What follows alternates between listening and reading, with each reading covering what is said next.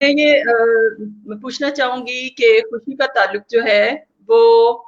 Relationship से, यानी हम बेसिक जो अपनी खुशी है, जैसे एक बच्चा पैदा होता है तो उसको माँ से, फिर बाप से, दोस्तों से, तो ये सब रिश्ते जो हैं यही हमें खुशी, ज़्यादातर हमारा ताल्लुक इनसे है, या मादी खुशियाँ जो हैं वो ज़्यादा अहम हैं जो हम वहाँ से रिसीव करते हैं, जैसे कि ब्रांडेड कपड़े पहनना या हाई स्टेटस होना, या मतलब मादी जो खुशहाली है उसका कितना ताल्लुक है, और या दोनों बराबर हैं, या हर चीज की जरूरत तो खैर हर इंसान को है, लेकिन आपका क्या इस बारे में कहना है? अ, जी देखें, एक होती हैं आपकी बेसिक ज़िंदगी की रिक्वायरमेंट्स, डेफ़िनेटली वो बहुत ज़रूरी हैं। और